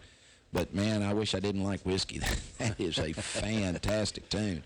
And the thing about it though, Mike, is as you're listening to it, you're thinking, man, I know I've heard that. You know, it's one of those. Yeah. It's one of those, that had to have been a chart topper. I mean, it had to have been. Well, I hope it is one of these days for somebody. That song right there is just fantastic. I hope that somebody listens to the show and says, yeah, I'm going to cut that. Because that'd be nice. That is fantastic. I did a song, Poor Hank on the Pain. It's on one of my CDs I gave you that I was in Italy at the time on tour, and I had this lyric idea in my head, and I knew what I wanted it, the type of music I wanted it to sound like, and I tried to co-write it with somebody, and they wasn't coming up with the music I was wanting. So I put it away and then went on tour, and I had the lyric with me. I went down to a CD shop and bought Hank Williams' Greatest Hits, and I bought a little CD player and headphones, went back to my room, and I listened to that CD about 4 or 5 times so I could come up with the style of chords that I wanted to, because I wanted to match his songs. Right. So Poor Hank on the Pain, it sounds like a Hank Williams song, but that's what I wanted it to do. Well, we're going to do another song here in a minute. I want you to do that one. Oh, okay. Can you do that one? Yeah, let me find it here. All right, just so I don't make you got any your own mistakes. catalog of work here. This guy right here, you know he's big time. He's got songs on yellow legal pad here. That's awesome. I don't write on. I don't. That book will be worth some money one day, I'm telling you. I don't do the typing thing very well. You don't type? So no. I longhand everything. I got to tell you this story. My major was English, and I went to college at the University of Tennessee in the fall of 1987, and I couldn't type at all. And I had written out longhand every piece I'd ever composed, and was planning on doing that in college too. And then my minor was in religious studies. Now, religious studies in college, Mike, is not what you think it is. If you think that you're going to have a class on how great Christianity is, you're not. That's not what religious studies is at all. Religious studies studies Christianity in and amongst other world religions without giving any favor to any of them. Yeah. And it brings out the flaws and the ways in which God took on characteristics of every nation that conquered Israel, which was a slew. But anyway, so I run into this religious studies professor named Sheila Hackett. And she was Australian, or she was something, she had a pronounced accent. And she wanted all the papers turned in that class to be word processed. That's how she said it, word processed. And I was like, man, what is wrong with this woman? I mean, word process, that's ridiculous. I didn't even have a word processor. But my brother was up at UT at the time. We were 11 months apart. And he had a computer, so I could go over there. And I was so furious that the indignity of this. And now everything I do, I don't know that I can write any longer. Do you think our penmanship's really gone to crap, hadn't it? And spelling, because, we text. Yeah. Texting is its own language now. Abbreviation. Yeah, I have to ask my wife, what does this mean? Yeah, you always get, LMALOF, and you're like, I don't know. This might have just been an insult. Yeah. RMFLOA. What are they telling me? John Michaels is up on me. Michaels is up on all this, though. I mean, he's like the hippest 70-year-old ever. If you ever, I mean, he's not 70. I kid him. Yeah. But check out that hat, Cullison. I like that hat. I was going to wrestle him for it. Did your granddaddy have one just like it? I got 2 or 3 of them like that. Well, there you go. Yeah. I'm not the only one that wears. I knew I was going to have on earphones, so I didn't wear my regular hat. I have a gentleman's hat. One's a Stetson, one's is an Adams. I've had that Adams hat for 30-some-odd years. How much do you think being an Oklahoman shaped you? Tremendous. The older you get, do you become even more and more fond of from where you originate? I saw an incredible study one time, Mike. I saw that like 80% of the world never for any substantial time, travels more than 30 miles from where they're born. It was some stat like that. If you really think about it, you've known a lot of people that you grew up with in your Oklahoma town that are still there, and have really never really been anywhere. Yeah, we're so very provincial, aren't we? Yeah, I've still got cousins that are still in and around Shawnee, and I've lived out here for 20-something years, and they hadn't visited me one time. I don't know, maybe telling me something else, but yeah, it's either they're provincial or they don't like you. Yeah, they don't like me, one or the other. But do you feel like you're still every bit an Oklahoman? Does that ever really leave you? I'm an Okie, and I'll always have my. I'm proud to be an Okie from Yes. Muskogee. Well, I'm from Shawnee, but Muskogee wasn't too far down the road. But you get the gist. Oh yeah. I mean, yeah, I am. I really am. I mean, it was a hard scrabble life out there for a long time. I mean, even in the 50s, even in the 60s, I had an aunt that lived in Oklahoma City, a block from where the state fairgrounds is at, and had an outhouse. She didn't have indoor plumbing, and this was in the early 60s. So, I mean, people don't realize it wasn't that long ago that things were not all that comfortable. Have you become, because there's a lot of people as they get older that look back kind of lustfully towards their youth and that time and say, man, I just wish it was that way again, or why can't things be the way that have you turned into the older person that talks about how it used to be? Probably somewhat. I mean, because I have. Things are so different today, and they're hard to accept sometimes. I don't think they're better. Oh, no, I don't. Do you? Better, no. No, I think that I think that we have lost, and I don't know if it's social media, the immediacy of information, if it's the instant publishing of our every thought. We have lost an innocence as a people, and that I miss. Yep. I miss the time when we didn't have to be. Maybe we should have been and didn't know to be. But I miss the time when we weren't so skeptical of our leaders, and with good reason. I'm not saying we should be less skeptical. We shouldn't be. We ought to maybe even be more skeptical because they're up to no good. Yeah. But maybe back in the days when I was younger, they were up to no good, but I didn't have to know about it. Yeah. And I guess what I'm saying is I'd like to take the other pill. If you've seen The Matrix, I've taken the wrong damn pill, and I'd like to have another shot at the choice. Where's that yellow one at? Yeah, can I take the yellow pill? I want you to sing the song that we talked about just a minute ago. You got it? Yeah, right here. It's called Poor Hank on the Pain.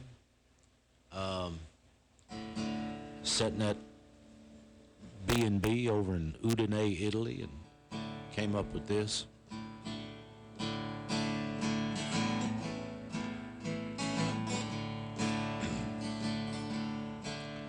It feels like years, these last few days, since my woman walked away.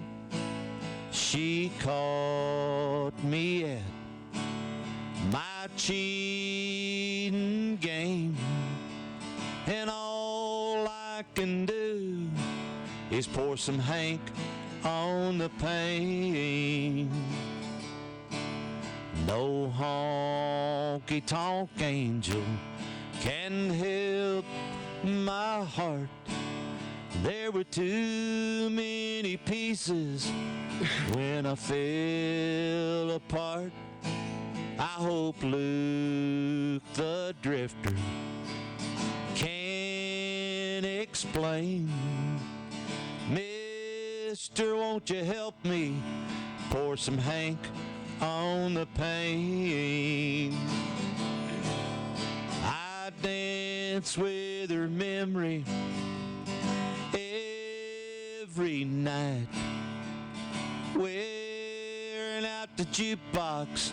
I'm so lonesome I could cry. It cuts so deep, the guilt and shame. Make mine a double and pour some Hank on the pain. Ah, pour it on me now.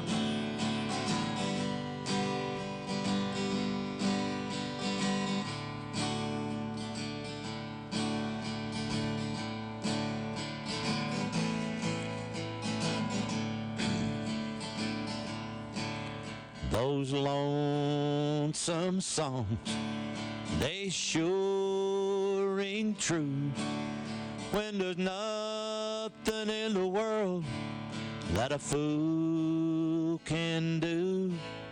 I only have myself to blame, and all I can do is pour some Hank on the pain. I dance with her memory every night, wearing out the jukebox. I'm so lonesome I could cry. It cuts so deep, the guilt and shame. Make mine a double and pour some Hank on the pain. If she'd take me back, I'd wear a ball and chain. But all I can do is pour some Hank on the pain. Fantastic. Thank you. That is just fantastic. Where do country artists get their nicknames, like Luke the Drifter? Or Well, I'm not sure. That's a name that Hank Sr. used. He called himself Luke the Drifter.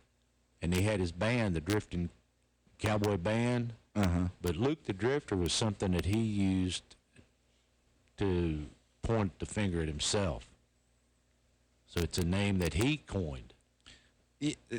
What about like his son Bocephus? Where did that come from? Is that one of his given names, or no? I think that's a name like a father-son type of nickname for his kid. You know, Bocephus. Yeah, I think that's where that came from. It sounds like one of the names. You know, in the Bible, Satan has different names. Oh, like yeah. Mephistopheles and stuff like that. Bocephus sounds like one of those. He could have been.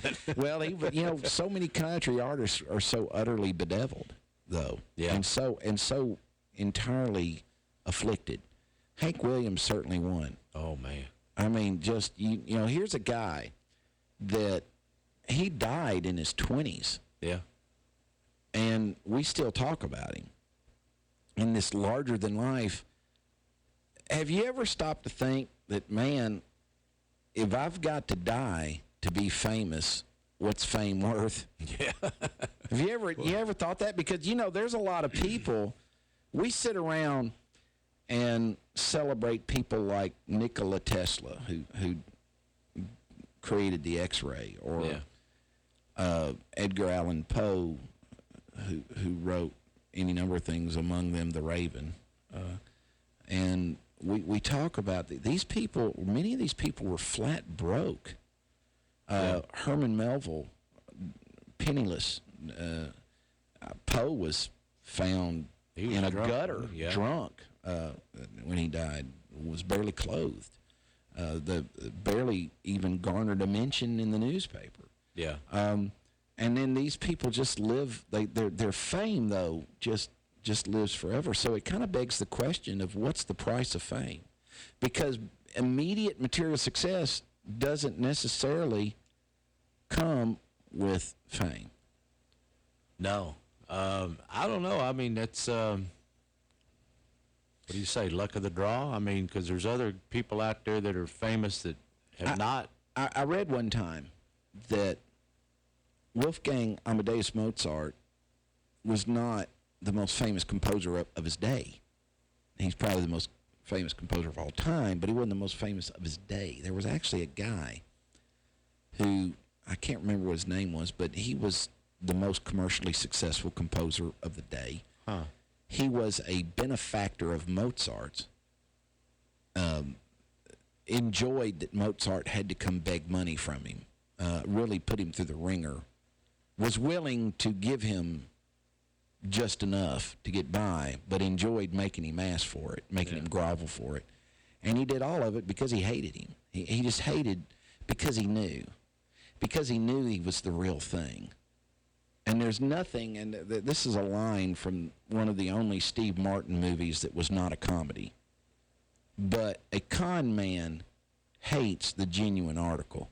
If there's one thing that the con man fears, it's coming across the genuine article, because then that just further demonstrates the extent of their con. Yeah. Is when you run across the real thing. And that was the problem that Mozart had with this guy, that, this guy was not the real thing. He was successful. He was paid money. He had lots of patronage and stuff from famous people. But he couldn't write what Mozart could write. He wasn't Wolfgang Amadeus Mozart. He just wasn't. And he knew that he could never be. But there is a price to fame that it seems to me like immense talent and fame comes with a whole lot of suffering if you look at it in a case study. What do you think? You give up your privacy, number one. I mean, you can't go anywhere, incognito, so to speak. We're going to think about this in break. We'll come back with more. You're getting the long version of Mike Cullison.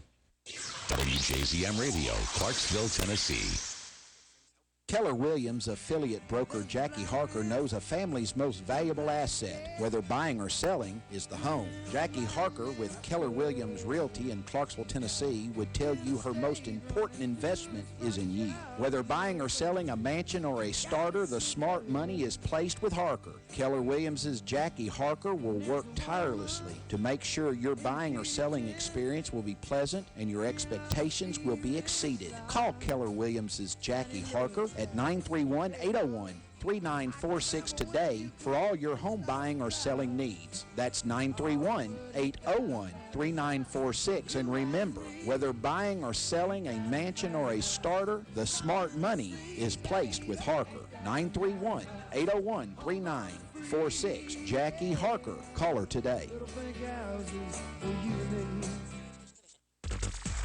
Many people simply believe they will never get in trouble with the law or need a lawyer, whether it's the sobering event beginning with blue lights in the rear view and ending with an arrest for DUI, being charged with a crime, or some unfortunate episode has occurred. The law office of Lynn Morton realizes you may not have planned on needing an attorney. Going to court without a professional qualified lawyer will result in disastrous consequences or an outcome in your case that causes havoc in your life for years. You need representation by a lawyer who not only has specialized knowledge, but who truly understands the anxiety, confusion, and devastation faced by someone facing criminal accusations or dealing with an array of other legal problems. Having an experienced, committed advocate like Lynn Morton on your side can make all the difference in your case. With support and guidance, you will have the ability to face your legal situation with confidence that can only come from knowing your case is in capable, dependable hands. Lynn Morton is dedicated to safeguarding her clients' rights and providing them with the attention and consideration their case and future deserve. For these most bitter moments, Lynn Morton can step forward to lend a helping hand and guide you through every aspect. Call Lynn Morton in your most trying time of need. 931-906-0000.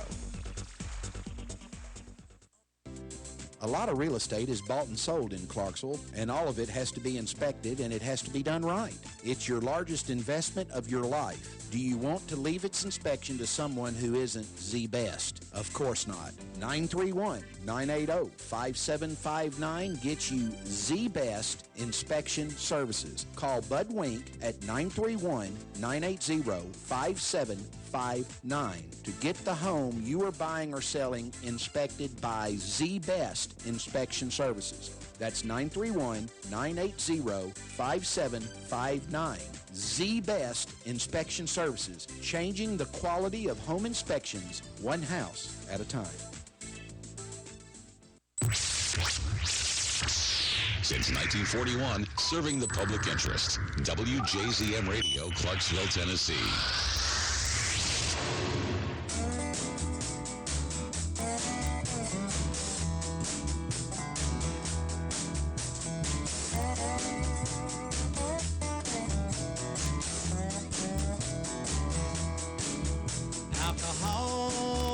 Alcohol, love to watch me fall.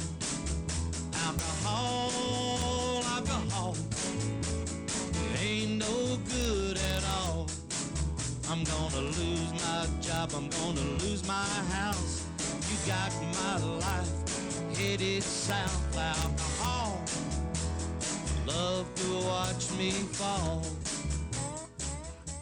That is the Roadhouse Rambler, the front porch philosopher, Mike Cullison. Story of my life. Here on the long version. Yeah. I think we can all identify with that. You and I are handled by the same agent. And I have to ask. Does he wear socks when you sing? How in the world... Sometimes. How in the world does a country artist get repped by a dude that is such a dandy? I mean, don't you think Chris is kind of a dandy? He's a dandy guy. He's a great guy, but I mean, he's a little bit of a little Lord Fauntleroy, really. Oh, he is, I mean, he is. I he's love a him to death. dapper. I mean, and he's tiny, but he's a dapper guy, and he does not like socks. I mean, I have seen him in black tie and no socks before. we rib him with fancy little slippers or something, whatever. But Chris is a guy that if you're at the Sutler and a fight breaks out, this is not the guy I want with me. No. Well, he's going to find the door for you. Yeah. Head this way. Come on. Yeah, Mike, over here. Chris is going, I don't know what you guys are talking about. I can whip my weight in Wildcats. But, I bet he can. You know what? He might be able to. It's always those unassuming those guys. little guys. There have been many times. Like when I grew up in Hopkinsville, Kentucky, and we threw our hands from time to time. There have been many times I've seen a fight break out, and somebody made the utter misfortune of picking the smallest guy in the room, only to find out that dude was really bad. Yeah. There was a little guy that was a state wrestling champion in Hopkinsville named McKay Fears, and probably he wrestled in a class like 108 or whatever, and we had gotten into this big fight at the state tournament one year up in Lexington, Kentucky, in this covered pool on this hotel. And this dude jumps out in the middle and says I'm going to fight one of you queers from Hoptown. You know how that stuff goes in small towns. And he points at McKay Fierce, says, you, like that. McKay jumps out of there. He beats this dude to death. I mean, it was the worst whooping. I have seen it. I almost wanted to jump in on this dude on Big Mouth's side just because McKay was taking it. That was the worst. I walked away from that encounter going, I am never fighting McKay Fierce. No kidding. Ever am I going to fight McKay Fierce. No. That dude, he whooped the fire out of that guy. And so many times, if you grew up the country, you're laughing, you know what I'm talking about. So many times you could make a real bad decision when it gets down to throwing. You can make a real bad call on which dude you think is the guy you want, can't you? I mean, you can find out real quick and real hard. Can't judge a book by its cover, comes readily to bind. And some of the most unassuming people that you would think, and sometimes they're unassuming. You know, Chris Keaton's liable to be freaking Rambo. He could be. He might be, like, his hands might be registered as lethal weapons because he certainly makes no attempt to try to appear tough. And oftentimes the dudes that are not making any attempt to appear tough at all, life experience has taught this cowboy here that when the people that make no pretense at all at being tough are oftentimes some of the toughest dudes you ever encounter. Yeah. Yeah, you got to watch out. Dynamite comes in little packages. Yeah, and I bet you, how many times have you played a bar and a fight's broken out in a bar? I know it's, I mean, John used to work at a bar. How many times did that happen? Oh, I can't count the nightly? Probably more every than once weekend, I dated this girl. You know, as it gets closer to 2 or 3 o'clock in the morning. Yeah. I dated a girl in college that I met because she had won the Miss Coppertone Bikini Contest. And I'm going to tell you, not a good idea to date the winner of the Miss Coppertone Bikini Contest because she got hit on everywhere we go. And we used to go in this country bar to go two-stepping called Desperados. And the Desperado Club, it was called the Desperado Club. And the Desperado Club in Knoxville, all the bouncers were Tennessee football players. Oh, my gosh. And I bet I got in a fight in that bar. I bet you every night I went in that bar with that girl, I got in a fight. Because what happened is some guy had hit on her. And you know, to fire on a dude's girl dead in front of him is kind of a... That's sacrilege. That's a call-out. Yeah, that's kind of a call-out. I mean, you're really left with limited choices when that happens. I mean, You've got to wimp out or you're throwing, one or the other. And so one night we're going into the Desperado Club, and the bouncer stops me as I'm coming in, and he looks at her and goes, "You ain't coming in here with this dude." He is not allowed in this. I've been thrown out of the Desperado Club. That's pretty bad. Yeah. But he said you ain't coming in here with him. We've had to take him out of here too. So you're hanging out with the wrong people. I was then, yes, I was. I have hung out with the wrong people. Yes, absolutely, I have. And you are, and you do become known. By your associations, just like today's theological moment. You do become known by your associations for good or bad. That's very true. There's a lot of things in the Bible that are humanistic truisms. Oh yeah. Whether you believe in it or not, I mean there's commentary in there that is, from a sociological aspect, is undeniable. Yeah. It's undeniable. Yeah. So and that's really one of them. But have you played a lot of bars where stuff like that's happened? Well, more than once a night. That's the drawback. It doesn't just happen once. You get that and broke up, and everything gets back to normal, and then something else takes off. Almost always a woman at the heart of it, huh? Oh, yeah. Isn't that right? Yeah. Most of the time? A lot of times. Yeah. I mean, It just depends. We guys, we get along fine until. Yeah. We used to watch their hats when their hats started turning a little bit to the side. And they're kind of get this one eye closed. You're like, uh-oh, look out. In Oklahoma, they pull them down tighter on their head. Okay. Well, the guy, I mean, I was here. I always watch. Again, I was at the goalpost, and I was there with this guy with whom I was going to law school.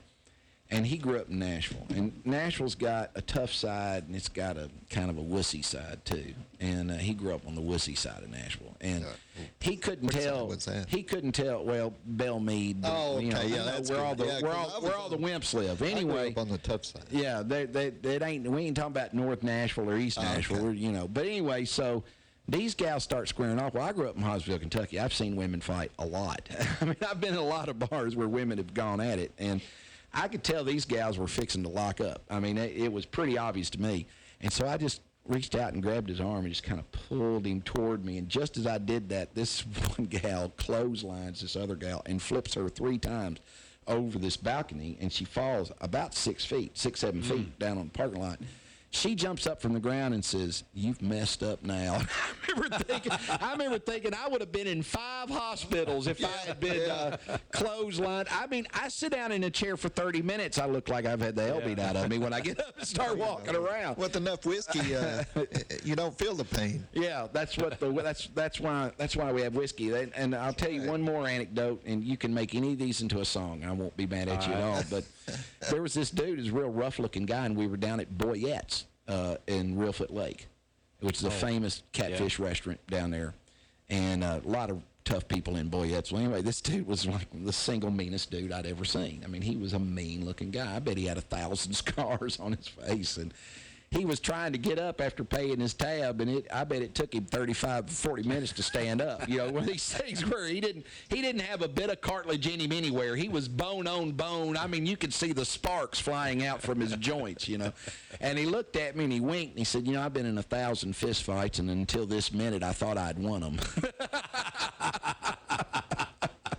Now, my dad told a story to a songwriter one time about the guy that came home, and the wife said, "Where have you been?" And he said, "Well, I slept out in the hammock." She said, "We put that hammock up 6 months ago." And he said, "Well, that's my story, and I'm sticking to it." Yeah. My dad told a story to a songwriter one time, and he made a #1 country hit out of that joke. That's my story, and I'm sticking to it. Yes, sir. Yeah. I like that song. That's my dad told the dude that wrote the song that joke, and that's where he got the song. And Dad never made one red thin dime from it. But if you want to use my song from my story from Boyette's, you go right ahead. I won't. I'm along. It's happened to us before. But that's what he said when he looked at me. He said, I've been in 1,000 fights, and until right now, I thought I'd won them. Obviously. And I guess the real lesson is, kids, is that nobody really wins a fight, particularly not even the victor, because you bear the scars of having fought it, don't you? Busted fingers. Yeah. I mean, scars on your knuckles. There's been country songs about scarred up knuckles. Sing us one more, Mike Cullison. We've had a great time with you I've today. had a fun time. I appreciate y'all having me up here today, honest. We're going to do one. This goes out to all the people sitting around in the airport, wherever.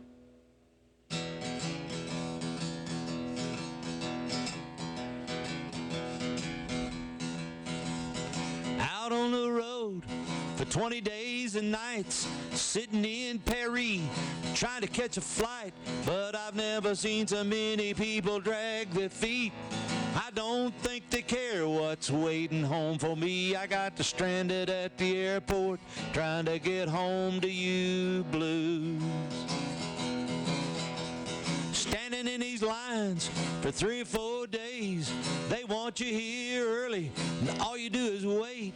Lord, I'm getting desperate, got to get home somehow. If they knew what they were doing, I'd be in your arms. But now I got stranded at the airport, trying to get home to you blues. I know all the cleaning ladies and the bartenders too. Even the man at the magazine stand knows what I'm going through. So put me on a prayer list, that's all that's left to do. I got stranded at the airport, trying to get home to you blues.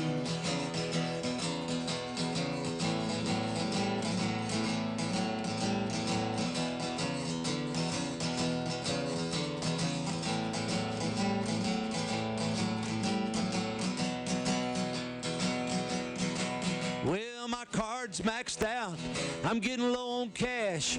My patience is wearing thin, yeah, I'm fading fast. Before I do this again, I need a God-given sign. Maybe I'll wait for Scotty to beam me up next time. I got stranded at the airport, trying to get home to you blues. I know all the cleaning ladies and the bartenders too. Even the man at the magazine stand knows what I'm going through. So put me on a prayer list, that's all that's left to do. I got stranded at the airport, trying to get home to you blues. I got stranded at the airport, trying to get home to you blues.